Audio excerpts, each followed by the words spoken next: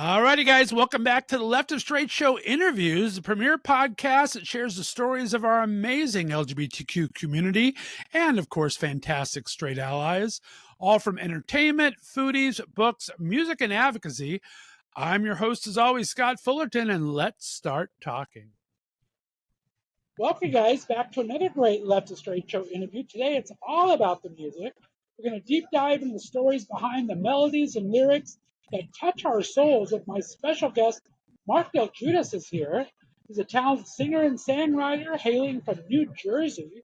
He's been captivating audiences with his heartfelt lyrics, soulful voice, and he really has a knack for storytelling that resonates with listeners of all ages.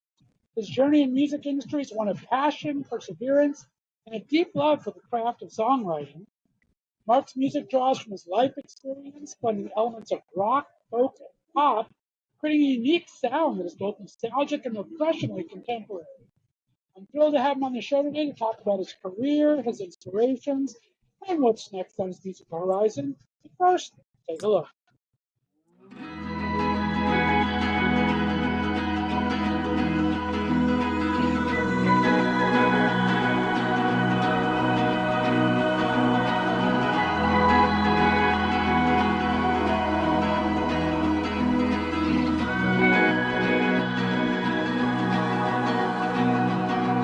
Staring straight into the sun, breathing life into my lungs. It's been so hard to have fun.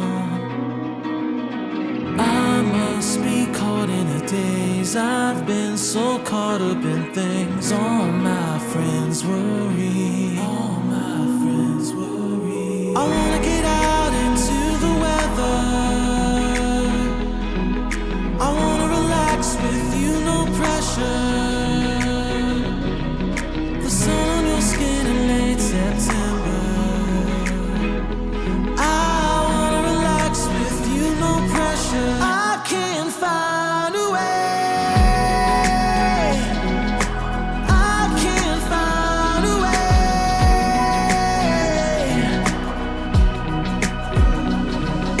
And I must be losing my mind, thinking that everything's fine, justifying everything in my mind. I think that we should unwind, forget the news and the times, fall into the sky. I wanna get out into the weather. I wanna relax with you, no pressure. Skin in late September. I wanna relax with you, no pressure. I can't find a way. I wanna get out into the weather. I wanna relax with you, no pressure. I wanna relax with you, no pressure. The sun on your skin in late September. The sun on your skin in late September. I wanna relax with you, no pressure.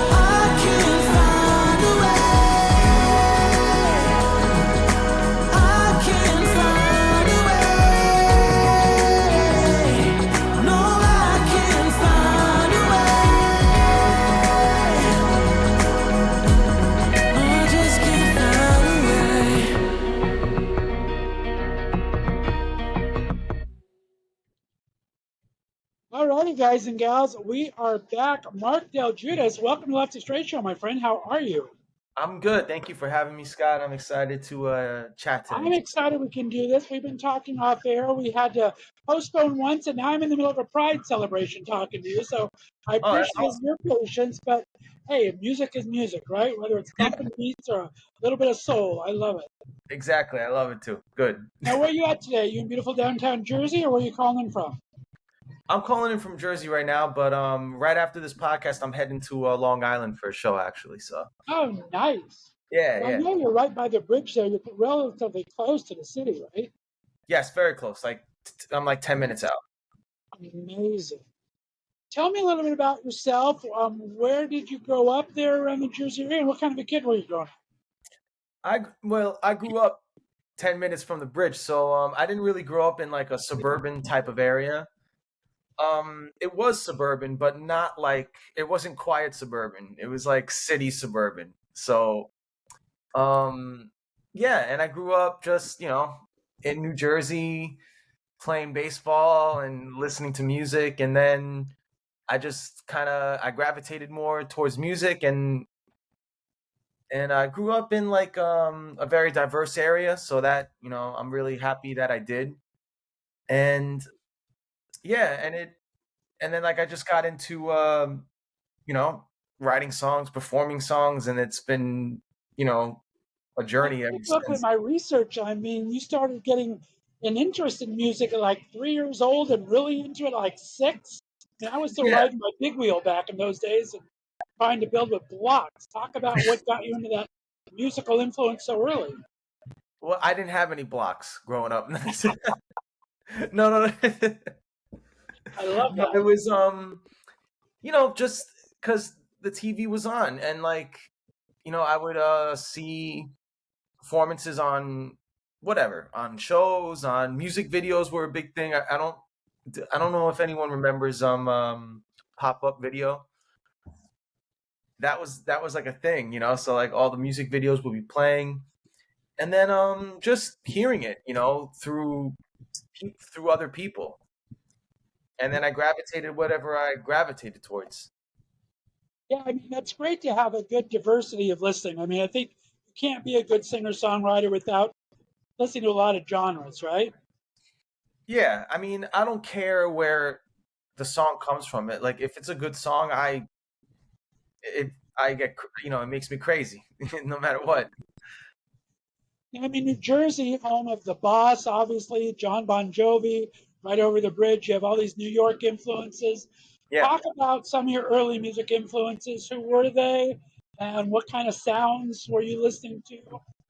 Well, I was growing up during when when the boy bands and like the girl singers were just like everywhere. It was like, yeah, it was like Backstreet Boys, it was Britney Spears, like everyone was just like it was always there. Love And that. you know what? It was great writing. So like the songs were great. And then of course, I grew up, like I started getting older, and then I found like my, like the passionate, like, you know, artists that like, you like. So it was like definitely Bruce. It was definitely I really liked Don Henley. Oh, yeah. And then like I gravitated towards like the 80s stuff too, like a lot of like Phil Collins. Like everyone like got Oh, to Phil Collins like because of like, Studio, and I got into Phil Collins because of Tarzan. I don't know about anybody else, but I sat beside him, behind him in a booth in a Beverly Hills restaurant once. It was just all I could do from freaking out. It was yeah, crazy. yeah. And because when I was a kid, like that's how I heard Phil Collins. It was the Tarzan soundtrack, and that I Tarzan soundtrack is love incredible. that. Incredible.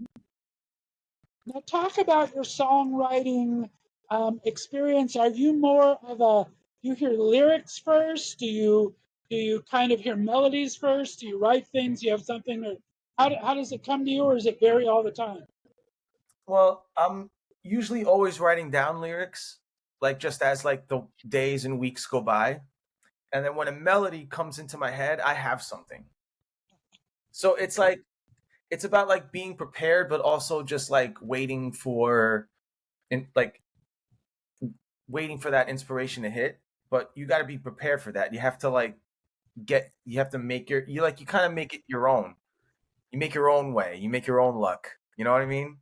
I Like, love that, and you kind of have yeah, a treasure trove to deal with. Like you said, you get inspiration for a sound or something. You have all these different lyrics to choose from.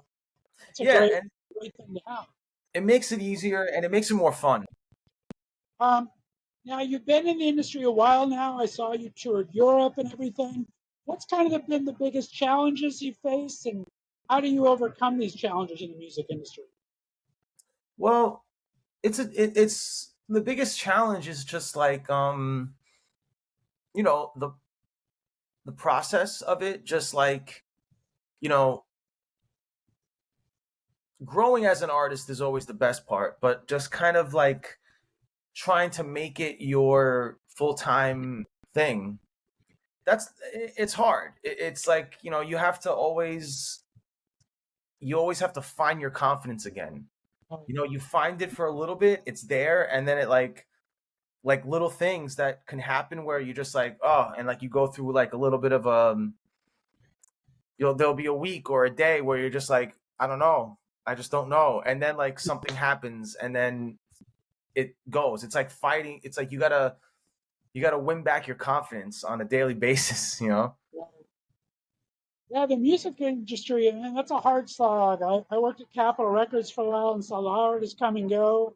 Yeah, And it's tough, but you got to, I mean, the good thing about being independent is you kind of write your own destiny for a while until someone finds you. Right? So you yeah. can find these gigs wherever you want to go. Said going to Europe, that's a huge accomplishment. How did that come about? That was just it just felt like the next step, you know. And I played a month's worth of shows there, and it was good. It was an experience, you know. It made me, um, and I really like during it, like, you know, money was tight, so I couldn't really experience it fully. Like I couldn't just like go out to a bar and like, you know, get a beer, but like it Gotcha. also it also challenged me though to like just experience it. My friend the other day, he just did a European tour. And, it's like it's so different. Like the Danish people, they don't clap, so you like till the end. So you're Yeah. not sure if they're into it. And so different cultures have different ways they respond to music too, right? So you kind of have to deal that with everything you do as well. I can imagine. No, yeah, and it's an adjustment, but like you always know when they do like it.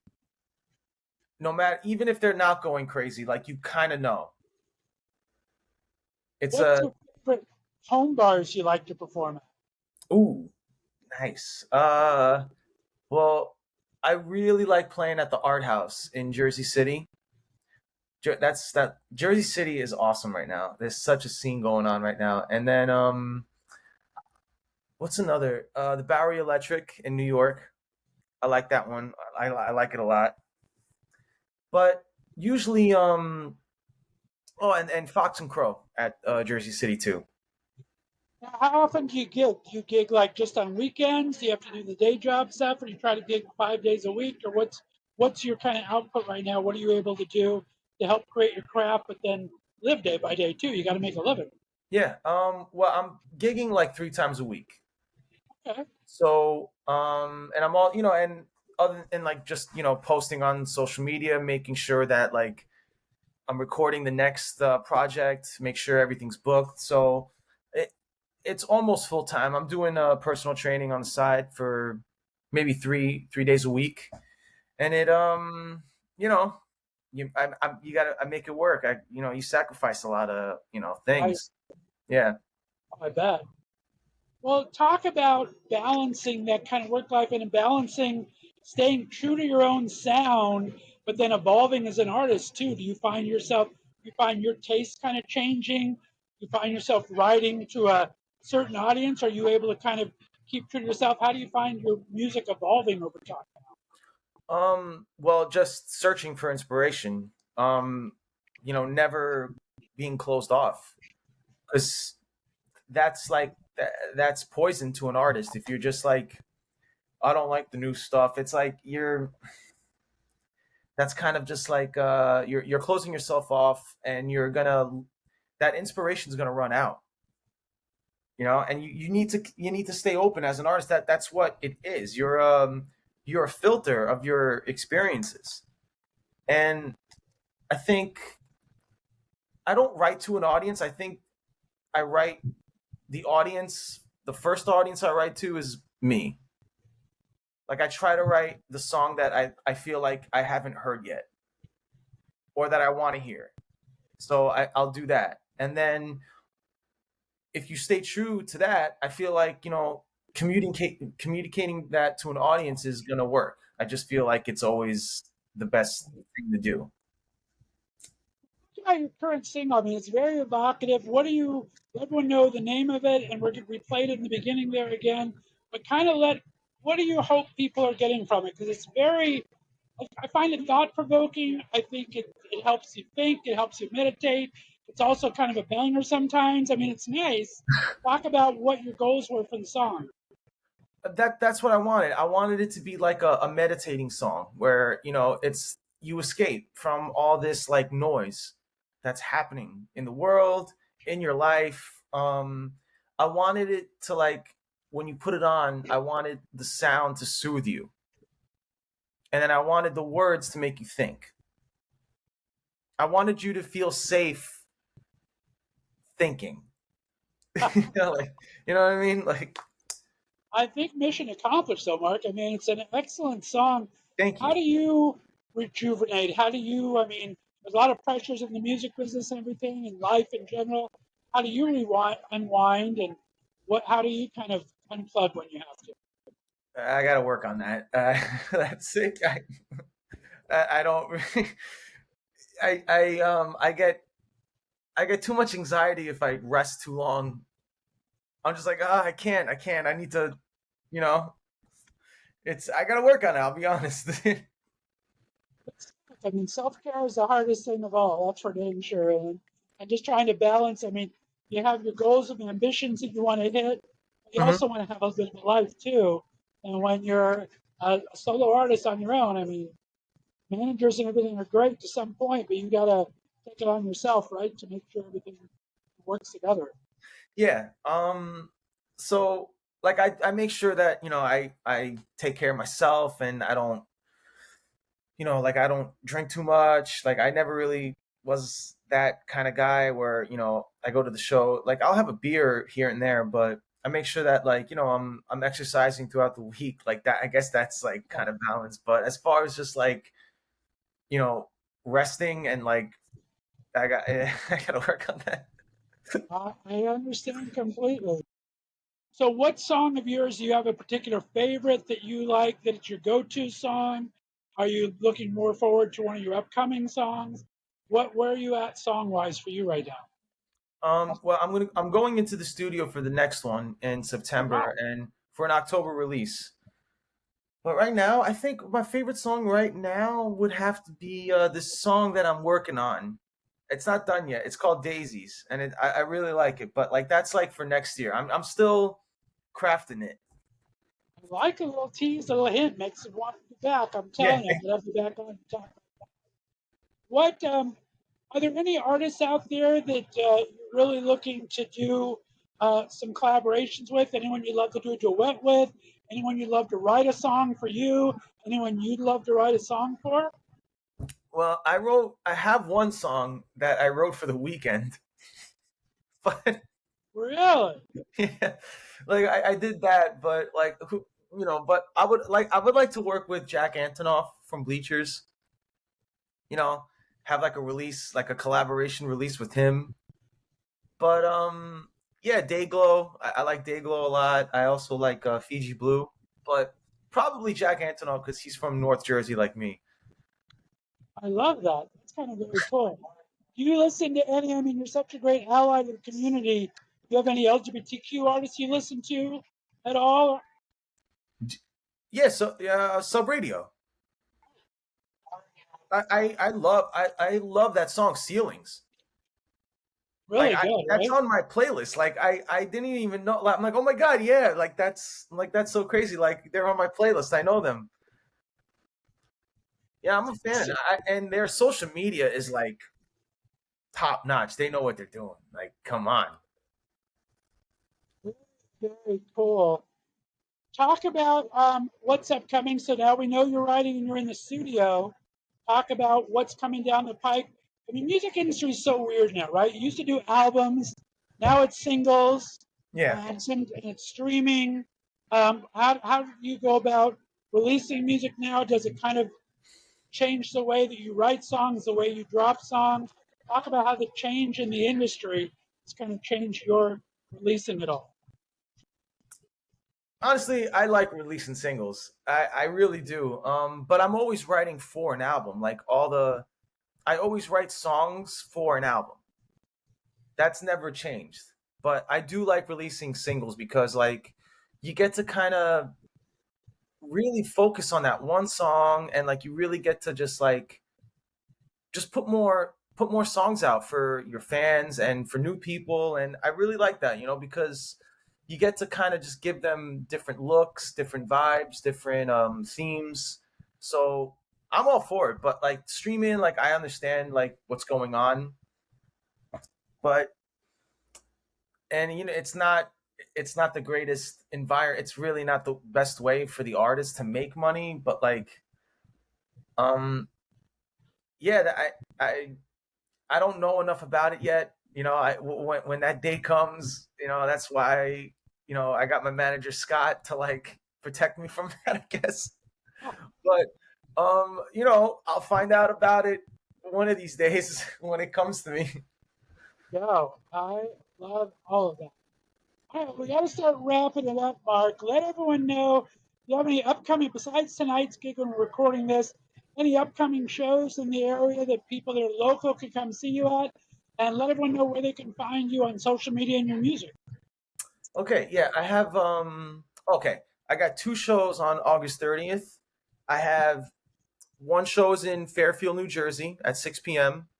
And then later on, I'm going to Brooklyn that night for like a 10:30 p.m. set. So you can find that on my website, marcdelgiudice.com, and you can stream my music everywhere. Spotify, Apple Music, just type my name in the Google and follow me on Instagram, all that stuff. Yeah. There you go. You got a great Instagram. I love the pics there. Everything's looking good there. Thank you. Guys, go out and buy this music. Don't be a cheap ass bastard in the stream. You got to buy artists' music, support these artists. Marc, been absolutely amazing you taking the time to talk to me. Thank you, my friend. I appreciate it. Thank you for having me. This was really fun. All right, well, stay on the line for me, guys. We're going to have a special 5 questions with Marc next week, so be sure to look for that. Try to follow him. Check out the website. We'll have the link down below here. And we will see you next time right here on Left of Str8 Show Interviews. Have a great day, everyone. Bye-bye.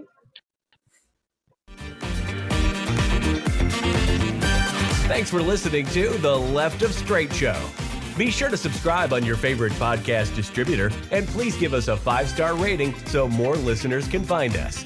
You can follow us on social media, and be sure to check out our website for contests and other news and information. See you next week.